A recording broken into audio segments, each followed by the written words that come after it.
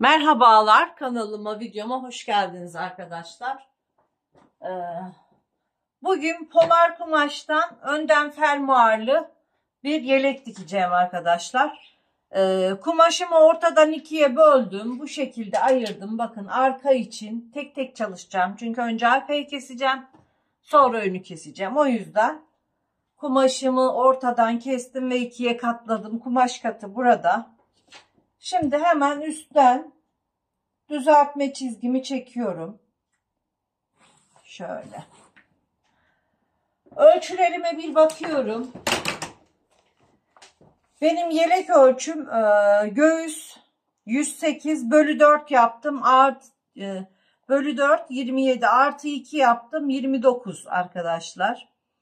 Basen 116/4 29 yapıyor. Artı 2 verdim, 31 santim. Bu şekilde çalışacağım ben şimdi arkadaşlar.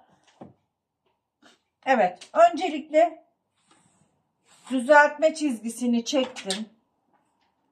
Ensemi sarsın istiyorum arkadaşlar. Ensemi sıcak tutsun, o yüzden küçük yapacağım. Şöyle 8,5 ense, 13 santim omuz yapıyorum. Ense için 3 santim düşüklük veriyorum.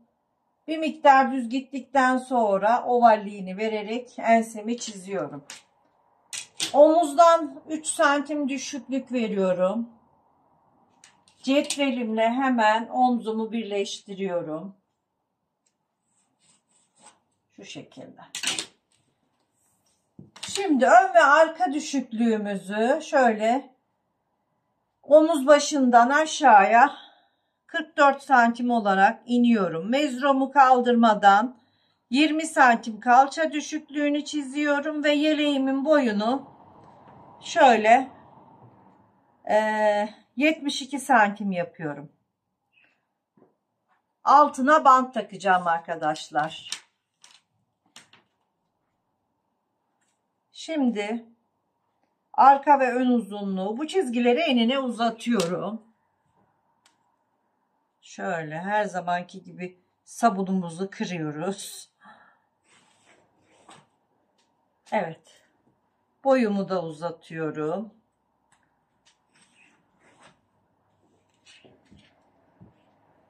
Şimdi 44'ü 2'ye bölüyorum. 22. 2 santimde 1 santimde kol takma payı veriyorum. 21 arkadaşlar. Omuzdan aşağıya 22-23 santim. 23 santimi işaretliyorum ve göğüs hattını ve kol evini buluyorum. Şimdi burayı da düz bir şekilde uzatıyorum. Ve ölçülerimizi yerleştireceğiz. Şimdi şuraya 29 santim göğüs ölçüsünü yerleştiriyorum. 1 santim içe girme payı, yani 1 santim belde oyukluk olsun istiyorum. Kalça ölçüm 1/4 artı 1, 2, 31 santim yapıyor. Şu şekilde işaretliyorum.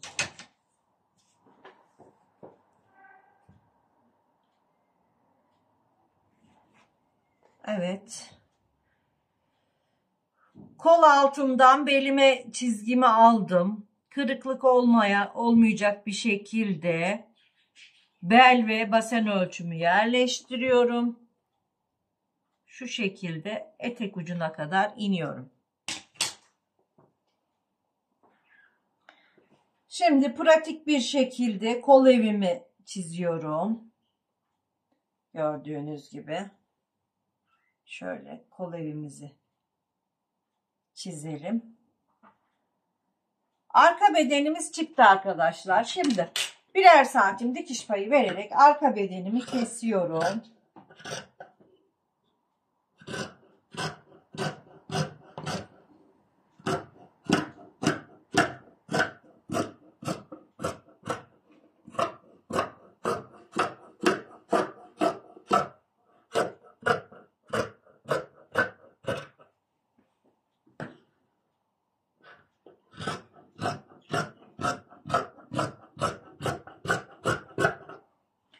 Gördüğünüz gibi arka bedenimiz çıktı.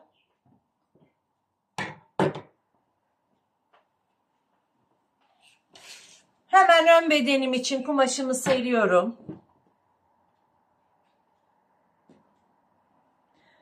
Bu sefer açık kenarlar bana bakacak şekilde yerleştiriyorum. Ve önde fermuar dikmek için birer santim pay gerekiyor arkadaşlar. Ben şurayı keseceğim.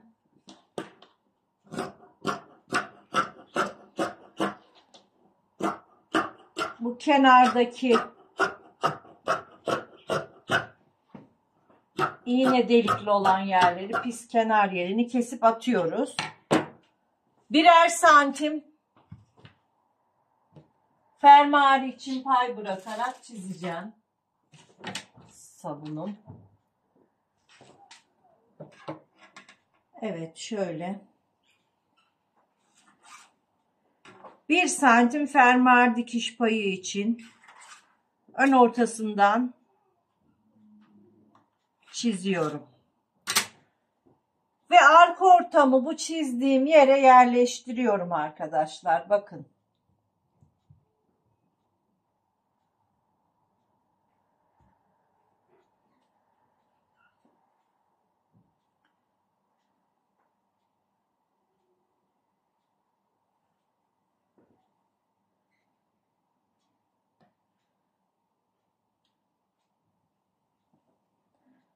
Aynı şekilde dikiş payı verilmiş haliyle kesiyorum.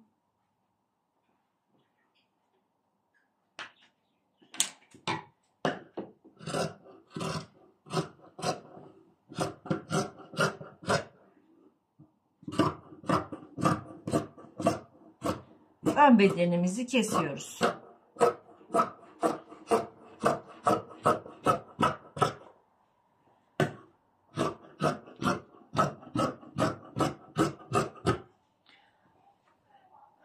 Ön bedenimi kestim. Arka bedenimi kaldırıyorum hemen. Yaka açıklığını belirliyorum. Yakamı yine çok açık olsun istemiyorum. Şöyle 9 santimden çiziyorum. Ve 9 santimden kesiyorum.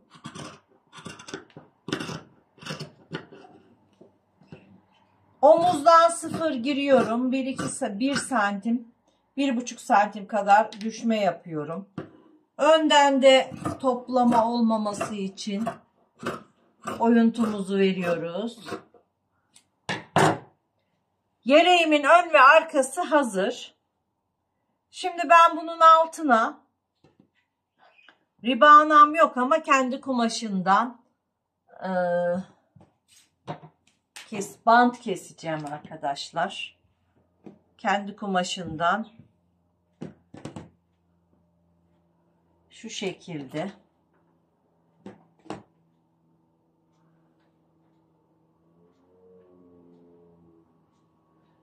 Şöyle 15 santim bant keseceğim. Şurayı düzeltiyorum. Bir tanesi yeterli gelir mi acaba? Şöyle. Neyse, bunu sonra ölçütle keselim arkadaşlar. Yakayı da ona göre çıkartırız.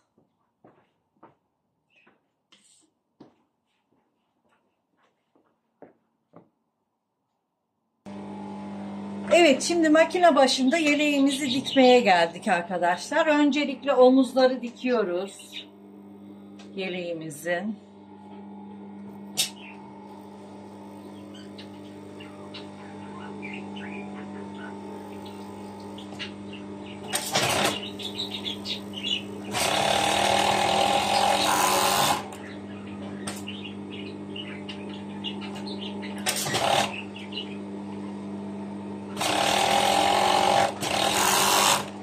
Omuzları diktikten sonra yeleğimizin yakasını dikeceğiz arkadaşlar. Ben yeleğime çok kalın olsun istemedim. Şöyle 10 santim bir bant kestim ve bunu 2 kat yaparak yeleğimin yakasına takacağım arkadaşlar. Bakın şu şekilde. Şuradan 2 kat tutuyoruz. Fakat yakanın bir katını şöyle açıyoruz. Çünkü fermuar dikeceğiz ya arkadaşlar. Ucundan 1-1,5 santim kadar açıklık bırakıyoruz. Yakamızın tek katına. Yakamı çekerek dikiyorum.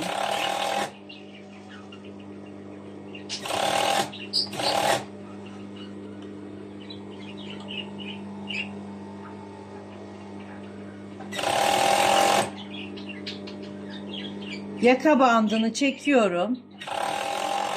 Bedenimizi normal veriyoruz.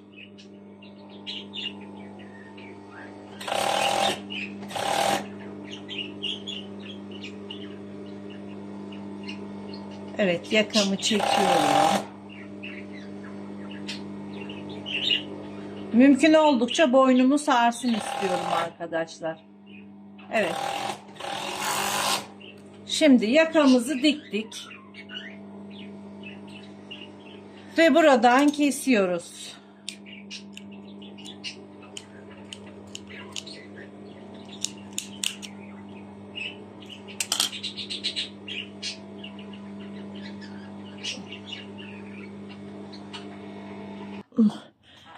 Evet arkadaşlar, yakayı taktık.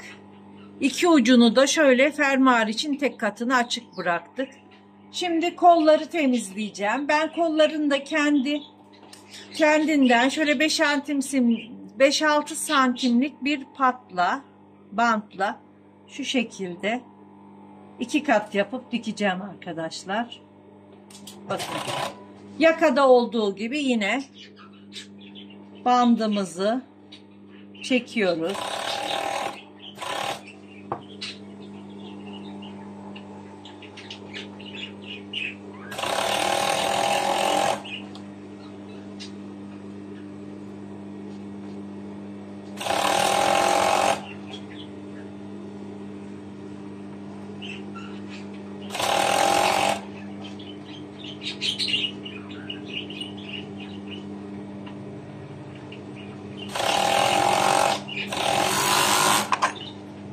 Gördüğünüz gibi kolumuzu da temizledik bu şekilde. Diğer kolumuzu temizliyoruz hemen.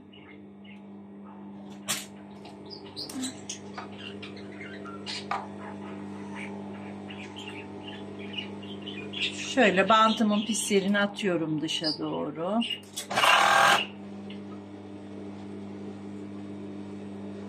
Pratik yelek dikiyoruz arkadaşlar.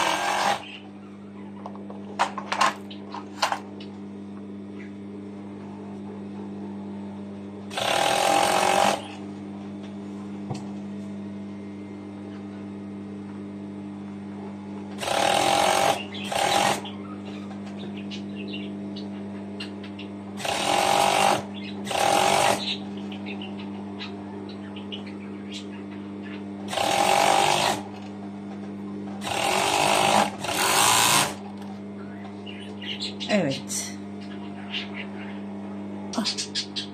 Şimdi 15 santim kestiğim bandımı da etek ucu için ikiye katlıyorum. Ön bedenden takmaya başlıyorum. Yanlarda dikiş olacak arkadaşlar. Çünkü 1 metrelik kumaşımdan anca bu şekilde çıkarabildim.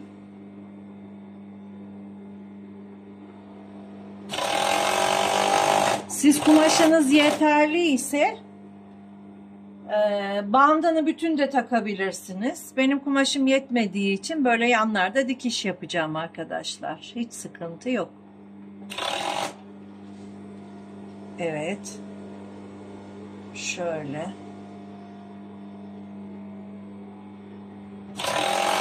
Ön bedenlerin bantını takıyorum.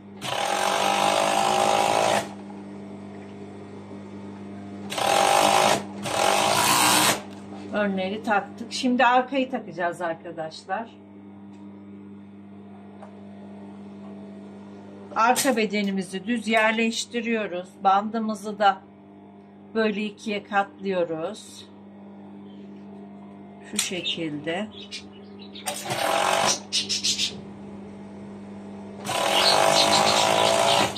Dikiyoruz.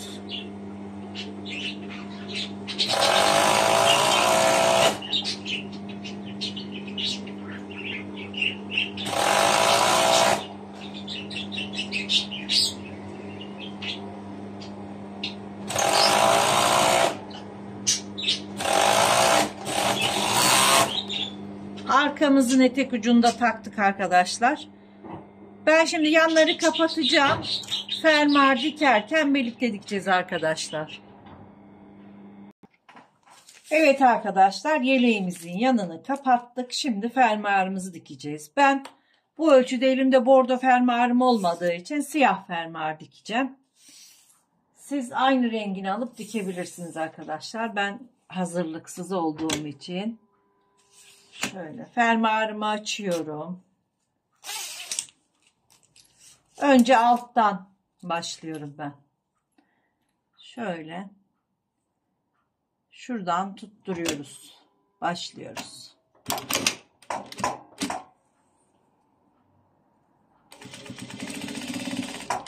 Fermuarımızı üstten koyup diktiğimiz için dalgalanma olmayacaktır.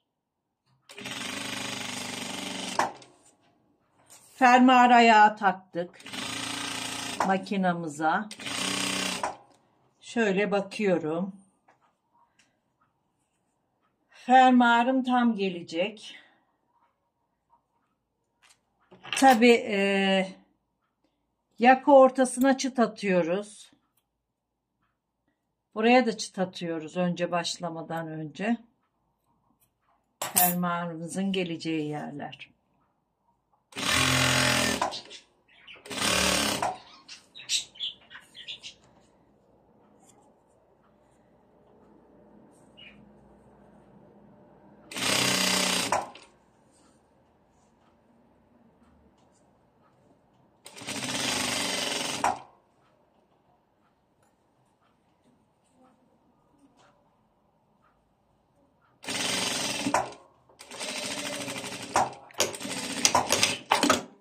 Fermuarımızın bir tarafını diktik arkadaşlar.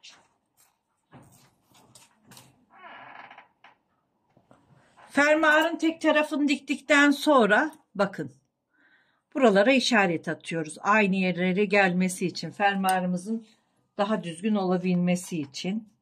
Yakaya da atıyoruz. Şuradan da atıyorum. Ve bunları tersine de işaretliyorum. Tersinden dikileceği için. Evet, şimdi açıyorum fermuarımı. Diğer tarafı da üstten başlıyoruz. Evet.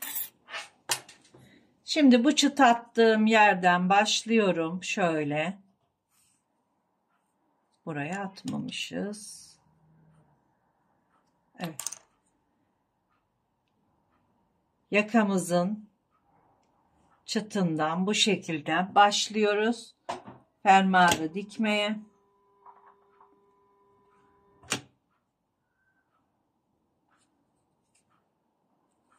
Şöyle düzgünce yerleştirelim.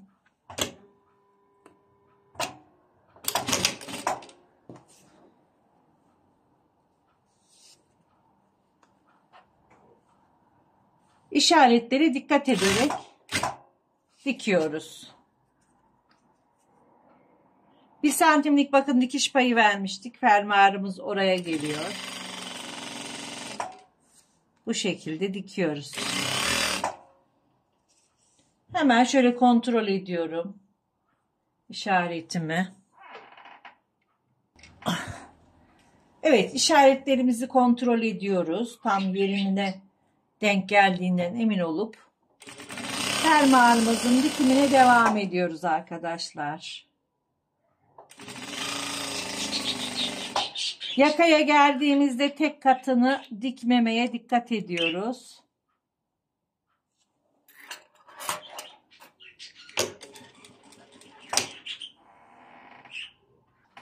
Pardon, buraya yaka değil, etek ucu.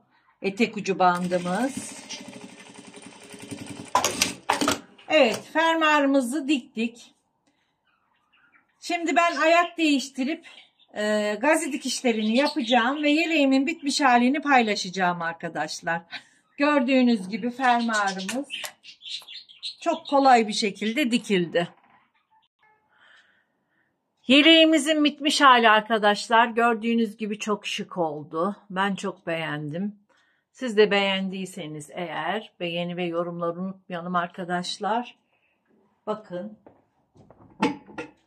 bu şekilde yakası, fermuarı. Siz isterseniz buna cep de yapabilirsiniz. Ben çok uzun süreceği için cep yapamadım arkadaşlar. Yeleğimiz 46-44 beden uyumludur. Bir dahaki videoda görüşmek üzere. Hoşça kalın, sağlıkla kalın.